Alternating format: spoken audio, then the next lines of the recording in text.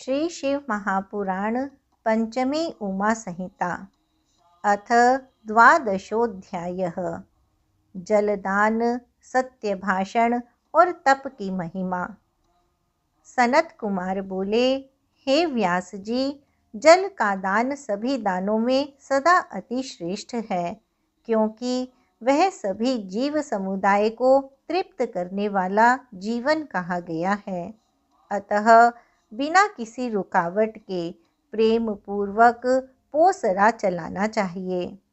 जलाशय का निर्माण इस लोक में तथा परलोक में भी परम आनंद प्रदान करने वाला है। यह सत्य है, इसमें संशय नहीं है। इसलिए मनुष्य को बावली, तालाब तथा कूपों का निर्माण कराना चाहिए। जल निकलते ही कूप पाप परायण दुष्कर्मशील पुरुष के आधे पाप का हरण कर लेता है तथा सत्कर्म निरत व्यक्ति के पापों का तो वह निरंतर हरण करता ही रहता है। जिसके द्वारा खुदवाए हुए जलाशय में गाय, ब्राह्मण, साधु तथा अन्य मनुष्य सदा जल पीते हैं, वह अपने संपूर्ण कुल को तार देता है। जिसके जलाशय में गर्मी के समय में भी पर्याप्त जल रहता है, वह विषम तथा अति भयंकर दुख कभी नहीं प्राप्त करता है। हे व्यास, निर्मित कराए गए सरोवरों के जो गुण कहे गए हैं, उन्हें मैं बताऊंगा। जो तालाब का निर्माण कराता है, वह तीनों लोकों में सर्वत्र पूजित होता है अथवा सूर्य लोक में पूजित होता है। तालाबों का निर्माण सूर्य के ताप को दूर करने वाला, मैत्री कारक तथा कीर्ति का उत्तम हेतु होता है। विद्वान लोग धर्म, अर्थ तथा काम के तो परिमित फल का वर्णन करते हैं, परंतु जिसने सरोवर का निर्माण कराया उसका पुण्य अनंत होता है। स्वेदज, अंडज, उद्भिज तथा जरायुज, इन चारों प्रकार के प्राणियों को तालाब महान शरण कहा गया है। सभी प्रकार के तालाब, कूप, वापी, प्रपा आदि निर्माणकर्ता को उत्तम लक्ष्मी प्रदान करते हैं। देवता, मनुष्य, गंधर्व, पितर, नाग, राक्षस और स्थावर प्राणी जलाशय का आश्रय ग्रहण करते हैं। वर्षा काल में जिसके सरोवर में जल रहता है, उसे अग्निहोत्र का फल मिलता है, ऐसा ब्रह्मा जी ने कहा है। शरत काल में जिसके सरोवर में जल रहता है, उसे 1000 गोदान का फल मिलता है, इसमें संशय नहीं है। हेमंत और शिशिर ऋतु में जिसके सरोवर में जल रहता है, वह बहुत ही सुवर्ण दक्षिणा वाले यज्ञ का फल प्राप्त करता है। वसंत और ग्रीष्म ऋतु में जिसके सरोवर में जल रहता है, उसे अति रात्र एवं अश्वमेध यज्ञ का फल मिलता है, ऐसा विद्वानों ने कहा है। हे व्यास मुने, जीवों को संतुष्ट करने वाले जलाशय के फल का वर्णन मैंने कर दिया। अब वृक्षों के लगाने के महत्व का श्रवण कीजिए।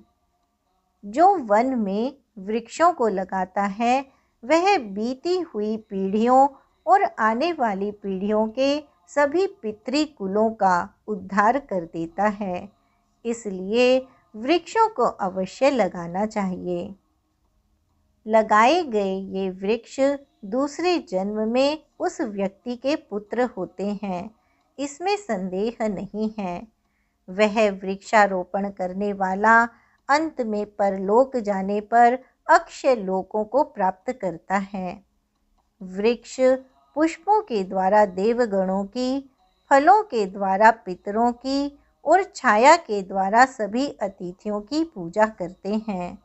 किन्नर, सर्प, राक्षस, देवता, गंधर्व, मनुष्य तथा ऋषि वृक्षों का आश्रय लेते हैं।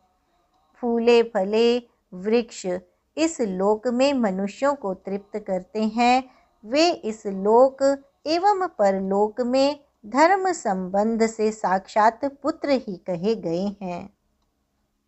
जो द्विज सरोवर का निर्माण करने वाला, वृक्षों को लगाने वाला, इष्ट तथा पूर्त कर्म करने वाला है, और भी जो दूसरे सत्य बोलने वाले लोग हैं, ये स्वर्ग से च्युत नहीं होते हैं। सत्य ही पर ब्रह्म है, सत्य ही परम तप है, सत्य ही परम यज्ञ है, और सत्य ही परम शास्त्र है। सभी के सो जाने पर एक सत्य ही जागता रहता है। सत्य ही परम पद है, सत्य के द्वारा ही पृथ्वी टिकी हुई है, अतः सत्य में ही सब कुछ प्रतिष्ठित है। तप, यज्ञ, देव, ऋषि, पितृ पूजन का पुण्य, जल एवं विद्या, ये सभी तथा सब कुछ सत्य में ही प्रतिष्ठित है। सत्य ही यज्ञ, तप, दान, सभी मंत्र तथा देवी सरस्वती रूप है। सत्य ही ब्रह्मचर्य है, सत्य ही ओंकार है। सत्य से ही वायु बहता है, सत्य से ही सूर्य तपता है, सत्य से ही अग्नि जलाती है, और सत्य से ही स्वर्ग स्थित है। सभी वेदों का पालन तथा सभी तीर्थों का स्नान सत्य से ही होता है। सत्य से ही प्राणी निसंदेह सब कुछ प्राप्त कर लेता है। हजारों अश्वमेध यज्ञ तथा लाखों अन्य यज्ञ तराजू के एक पलड़े पर तथा सत्य को दूसरे पलड़े पर रखने पर सत्य भारी पड़ता है। सत्य से देवता, पितर, मानव, सर्प तथा राक्षस प्रसन्न रहते हैं। सत्य से ही चर अचर सहित संपूर्ण लोक प्रसन्न रहते हैं। सत्य को परम धर्म कहा गया है, सत्य को परम पद कहा गया है, और सत्य को परम ब्रह्म कहा गया है। इसलिए सदा सत्य बोलना चाहिए। सत्य परायण मुनिगण तथा सत्य धर्म में प्रवृत्त हुए सिद्धगण अत्यंत कठिन तप करके अप्सराओं से परिपूर्ण विस्तृत विमानों के द्वारा स्वर्ग को प्राप्त हुए हैं। इसलिए सभी लोगों को सत्य बोलना चाहिए, क्योंकि सत्य से बढ़कर कुछ भी नहीं है। अगाध, विपुल, सिद्ध तथा पवित्रता पूर्ण सत्य रूपी हृदय में मनोयोग से स्नान करना चाहिए, क्योंकि वह परम पवित्र तीर्थ कहा गया है। जो लोग स्वयं के लिए तथा दूसरों के लिए, यहाँ तक कि अपने पुत्र के लिए भी झूठ नहीं बोलते, वे स्वर्गगामी होते हैं। ब्राह्मणों में वेदों, यज्ञों तथा मंत्रों के विद्यमान रहने पर भी उनके असत्य युक्त होने पर वे सुशोभित नहीं होते। इसलिए भली प्रकार से सत्य भाषण करना चाहिए। व्यास जी बोले, हे तपोधन, सभी वर्णों एवं विशेष रूप से ब्राह्मणों की तपस्या का फल पुनः मुझसे कहिए। सनत कुमार बोले, हे व्यास जी, मैं द्विजातियों के लिए सभी प्रकार की कामनाओं एवं अर्थों को सिद्ध करने वाले अत्यंत कठिन तपोध्याय का वर्णन करूँगा। उसे कहते हुए मुझसे आप सुने। तप सर्वश्रेष्ठ कहा गया है। सभी प्रकार के फल तपस्या से ही प्राप्त होते हैं। जो निरंतर तप का सेवन करते हैं, वे देवगणों के साथ आनंद प्राप्त करते हैं। तप से स्वर्ग मिलता है, तप से यश मिलता है, तपस्या से सभी कामनाएं पूर्ण होती हैं, और तप सभी प्रकार के अर्थों का साधन है। तप से मोक्ष प्राप्त होता है, तपस्या से परमात्मा प्राप्त होते हैं, तपस्या से ज्ञान, विज्ञान, संपत्ति, सौभाग्य एवं रूप प्राप्त होता है। मनुष्य तपस्या से नाना प्रकार की वस्तुएं प्राप्त करता है। वह मन से जिस जिस वस्तु की अभिलाषा करता है वह सब कुछ तपस्या से प्राप्त कर लेता है।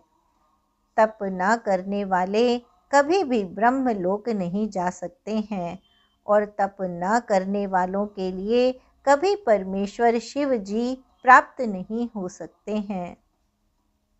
पुरुष जिस कार्य को उद्देश्य करके तप करता है वह उसे इस लोक में तथा परलोक में प्राप्त कर लेता है।